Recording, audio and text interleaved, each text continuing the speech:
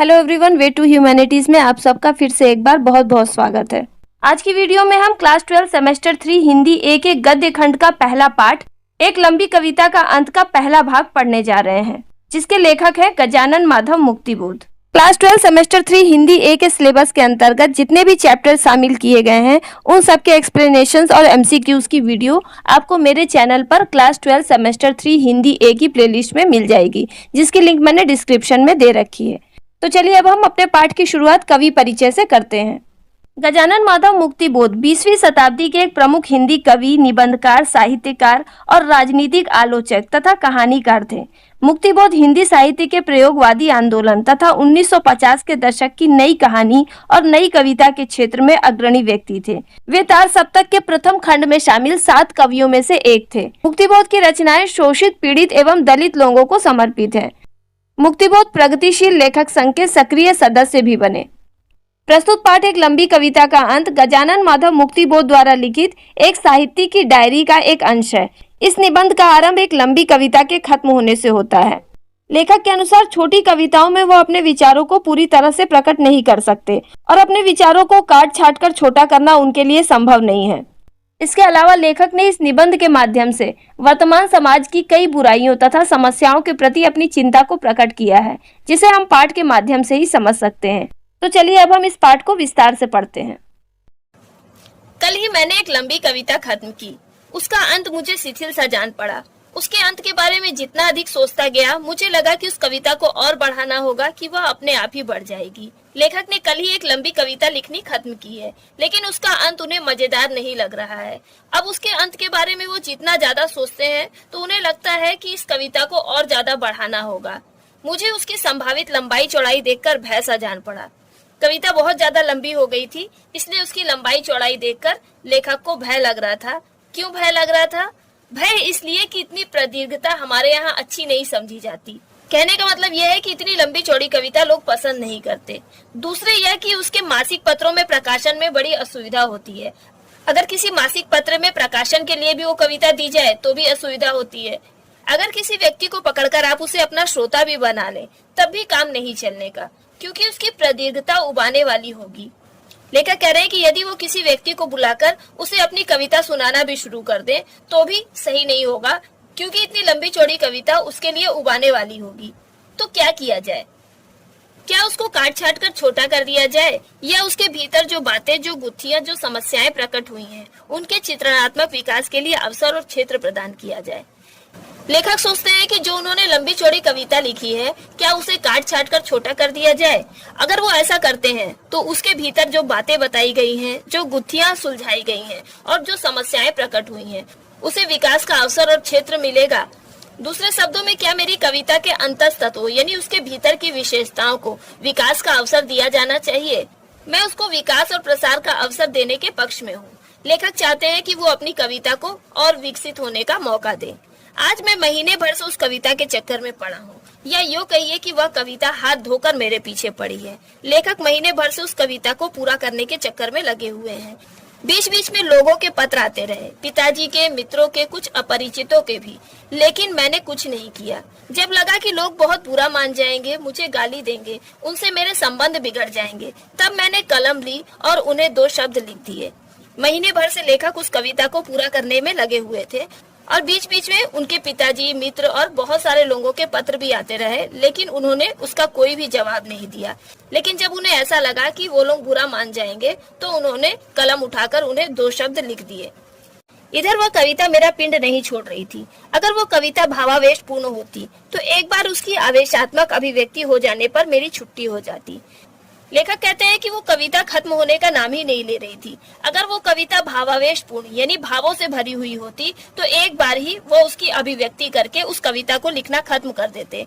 लेकिन वैसा हो सकना असंभव है, क्योंकि भावावेश किसी बात को लेकर होता है। वह बात किसी दूसरी बात से जुड़ी होती है और दूसरी बात किसी तीसरी बात से, क्योंकि कोई भी भाव या विचार किसी बात को लेकर उत्पन्न होता है और वो बात दूसरी और तीसरी बातों से जुड़ी होती है। इसी तथ्य को मैं यूं कहूंगा, यथार्थ के तत्व परस्पर गुंफित होते हैं, साथ ही पूरा यथार्थ गतिशील होता है। अभिव्यक्ति का विषय बनकर जो यथार्थ प्रस्तुत होता है वह भी ऐसा ही गतिशील है और उसके तत्व भी परस्पर गुंफित होते हैं। यही कारण है कि मैं छोटी कविताएं लिख नहीं पाता और जो छोटी होती है वस्तुतः छोटी न होकर अधूरी होती है। लेखक का विचार है कि वास्तविकता को अगर हम प्रकट करें तो वास्तविकता को प्रकट करने वाले जो तत्व होते हैं वो एक दूसरे से गुंफित यानी जुड़े होते हैं और यथार्थ बहुत ही ज्यादा गतिशील होता है। अगर हम अपने विचारों को यथार्थ रूप में प्रस्तुत करते हैं तो उसमें बहुत सारे तत्व ऐसे होते हैं जो एक दूसरे से जुड़े होते हैं, तो वो छोटी सी कविता में प्रकट नहीं किए जा सकते।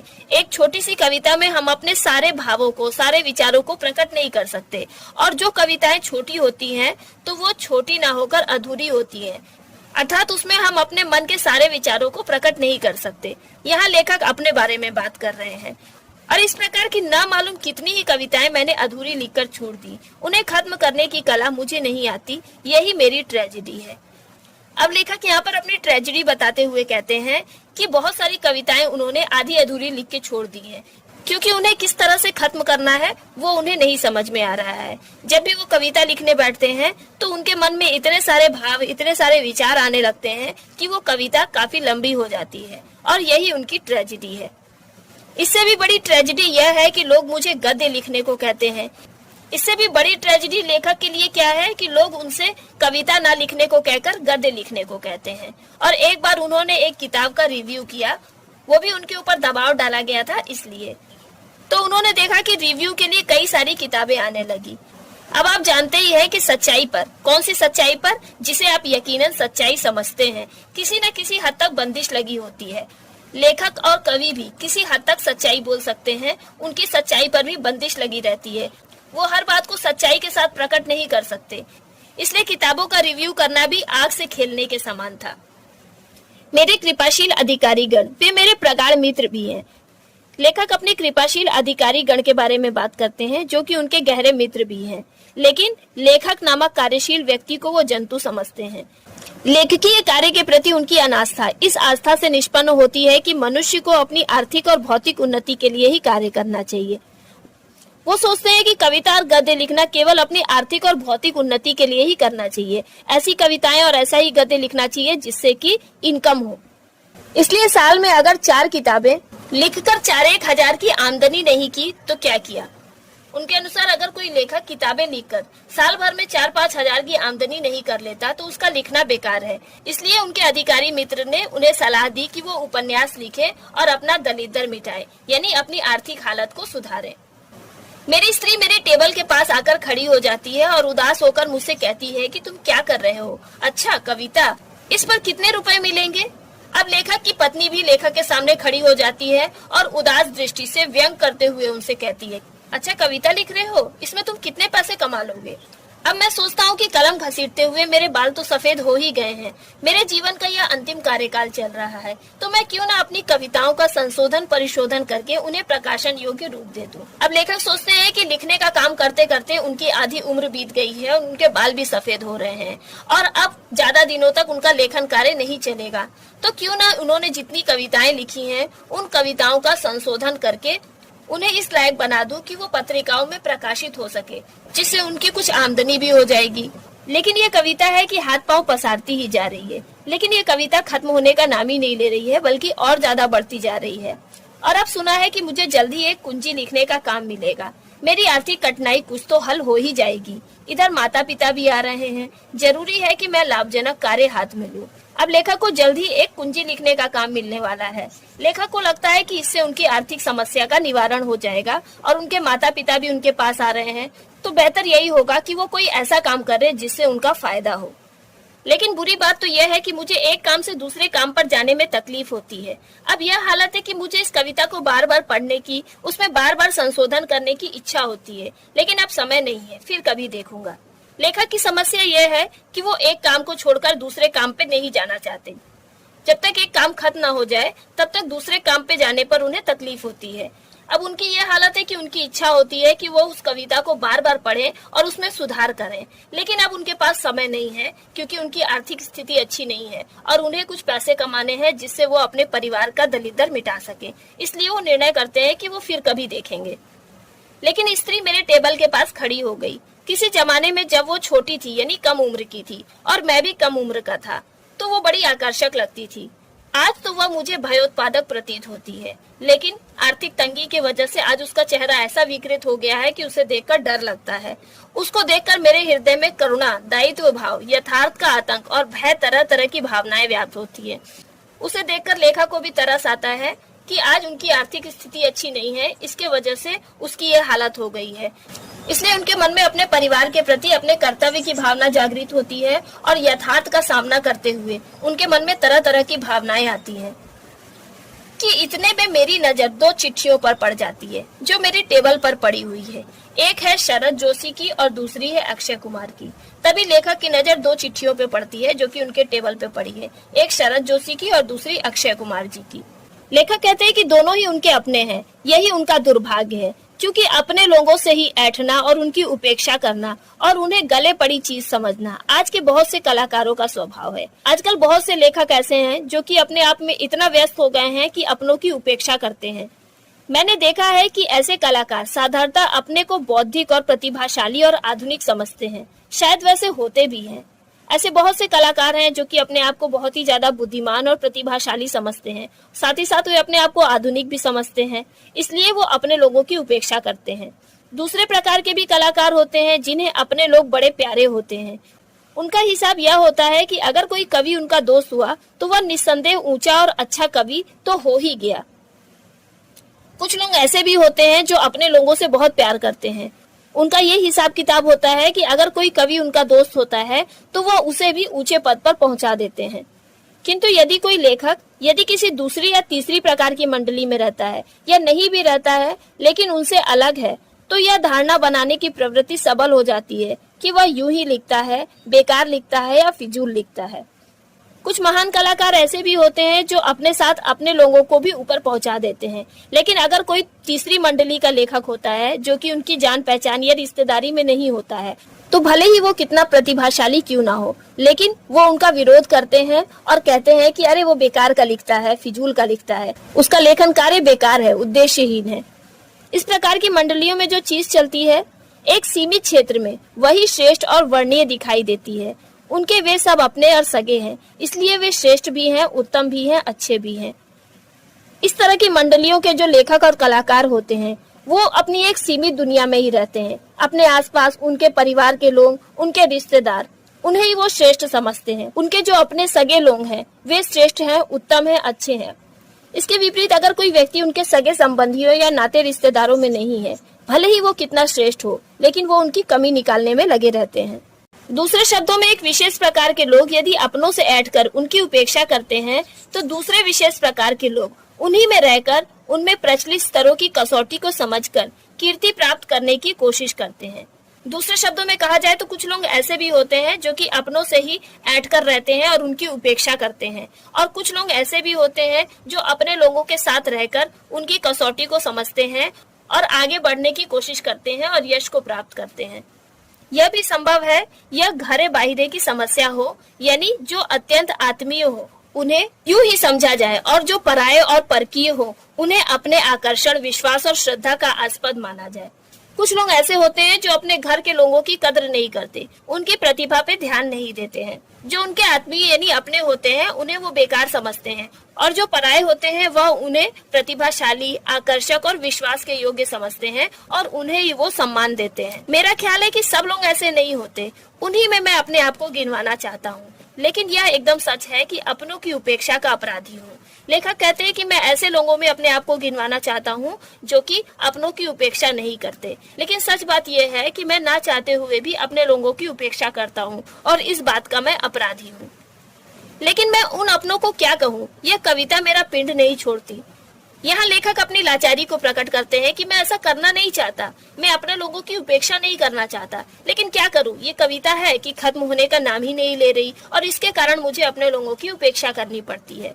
यह नहीं है कि मैं उससे रात दिन चिपका हुआ था, ऐसा भी नहीं है कि मैं रात दिन उस कविता को लिख रहा था, क्योंकि ऐसा करना संभव नहीं है। वरन यह है कि जब भी मैं देखता कि मेरे हाथ में काम आ गया है तो पाता कि वह मेरी कविता है और कुछ नहीं। जब भी लेखक देखते कि उनके हाथ में कोई काम आ गया है तो उन्हें याद आ जाता कि वह उनकी कविता है और कुछ भी नहीं। मैंने ना मालूम कितने ही महीने और वर्ष उन जैसी पर खर्च किए हैं और उनसे मुझे कुछ भी नहीं मिला, न धर्म, न अर्थ, न काम, न मोक्ष। लेखक कह रहे हैं कि न जाने अपने जीवन के कितने साल उन्होंने ऐसी ही कविताओं को लिखने में खर्च कर दिए, लेकिन उससे उन्हें कोई भी फायदा नहीं हुआ। उन कविताओं को लिखने में उन्हें न धर्म मिला, न अर्थ मिला, न काम मिला और न ही मोक्ष मिला, लेकिन फिर भी उन्होंने अपने जीवन के न जाने कितने महीने और वर्ष उन कविताओं पर खर्च कर दिए। कुछ पागल लोग, कीमियागर, एल्केमिस्ट, लोहे को सोना बनाने की फिक्र में लगातार काम करते हुए नष्ट हो गए। कुछ दूसरे ढंग के पागल जमीन में गड़े खजाने को खोजने और कभी न पा सकने में इतना मशगूल रहे कि उनकी फैमिली ने, समाज ने, जमाने ने उन्हें बेवकूफ करार दिया।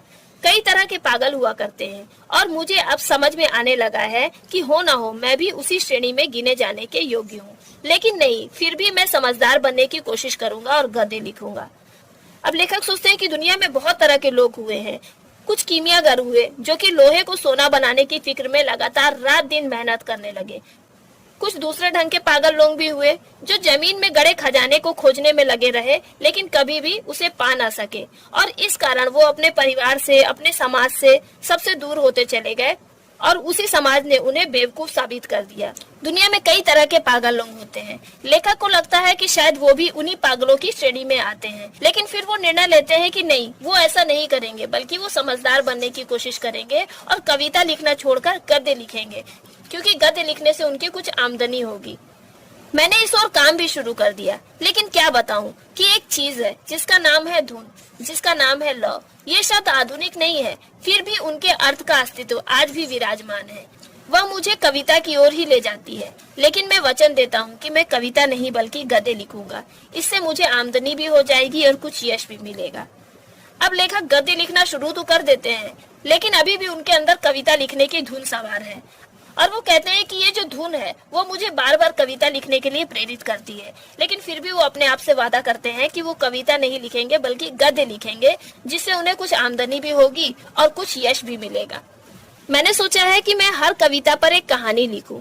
क्या यह असंभव है? साफ बता दूं कि मैंने वैसा कभी भी करके नहीं देखा है, फिर भी सोचता हूँ कि वैसा करूँ। क्यों? अब क्या बताऊं कि इस तरह मुझे गद्य लिखने की आदत तो पड़ जाएगी, लेकिन उससे भी बड़ी बात यह होगी कि अगर कविता नहीं तो कविता की आत्मा को कहानी के रूप में ही क्यों न सही मान्यता प्रदान करा सकूंगा। यह मेरी अभिलाषा है। लेखक सोचते हैं कि अगर गद्य ही लिखना है तो हर एक कविता पर एक कहानी क्यों न लिख दूं। ऐसा करना असंभव तो नहीं होगा, लेकिन कभी भी उन्होंने ऐसा करके नहीं देखा। अगर वो कविता नहीं लिख पाए तो क्या हुआ, उस कविता को ही वो कहानी का रूप दे देंगे और इस प्रकार वह उसे मान्यता दिला सकेंगे। यही उनकी इच्छा है। यह सही है कि मेरी कविता आधुनिकतावादी है, घनघोर है, लेकिन मैं आधुनिकतावादियों में भी पुराना हो रहा हूँ और अब जल्द ही खुर्राट हो जाऊंगा। लेखक कहते हैं कि ये बात सही है कि उनकी कविता आधुनिक विचारों से भरी हुई है, लेकिन वो आधुनिक विचारों वाले लेखकों में पुराने होते जा रहे हैं और अब जल्द ही खुर्राट यानी अनुभवी भी हो जाएंगे। मेरे जैसे बहुत से पुराने नयों से भयभीत है, डर के मारे अपने पुराने कुर्तों को उतारकर नया बुशकोट धारण कर रहे हैं। लेखक के जैसे बहुत से ऐसे लोग हैं जो कि पुराने साहित्यकारों से डरते हैं और डर के मारे अपने आप को आधुनिक दिखाने के लिए नए फैशन को धारण करते हैं। आज से कोई 25-30 साल पहले की हालत थी कि नया लड़का भी मूछे रखकर और दूसरे तौर तरीकों से अपने को बुजुर्ग जैसा गंभीर बनाए रखना चाहता था। एक समय ऐसा था कि कोई नौजवान लड़का दाढ़ी मूछ बढ़ा लेता था और अपने आप को उम्रदार दिखाने की कोशिश करता था, इसलिए कि कोई उसे बच्चा समझकर बेवकूफ न बना सके और वो बुजुर्गों के जैसा गंभीर दिखे। आज हालत यह है कि बुजुर्ग भी बालक बनना चाहते हैं और चपल चंचलता सूचित करने के लिए उसी तरह की पोशाक भी धारण करते हैं। लेकिन आजकल के बड़े बुजुर्ग लोग अपने आप को कम उम्र का दिखाने की कोशिश करते हैं और कम उम्र के युवाओं की तरह अपने आप को चंचल दिखाने की कोशिश करते हैं और उन्हीं के जैसे कपड़े भी पहन लेते हैं। इसका कारण था, पहले समाज और परिवार पर बुजुर्गों का वजन था, आज नवयुवकों और बालकों का जोर है। पहले समाज में बुजुर्ग लोगों का सम्मान होता था, लेकिन आजकल नवयुवकों और बालकों का जोर है। 2-1 साल पहले मैं यूपी गया हुआ था। लेखक 2-1 साल पहले यूपी गए थे। वहां जाकर उन्होंने क्या देखा कि एक स्वनाम धन्य अत्याधुनिक महानुभाव दुखी है। वहां जाकर उन्होंने देखा कि एक बड़े ही प्रसिद्ध और आधुनिक लेखक दुखी हैं। पूछने पर पता चला कि वे नई पीढ़ी के कारनामों से पीड़ित है। जब मैंने उनकी कहानी सुनी तो मुझे भी पीड़ा हुई। जब लेखक ने उनसे पूछा कि वो क्यों दुखी है, तो उन्होंने बताया कि वो नई पीढ़ी की हरकतों से परेशान है। उनकी बातें सुनकर लेखक को भी बड़ा दुख हुआ।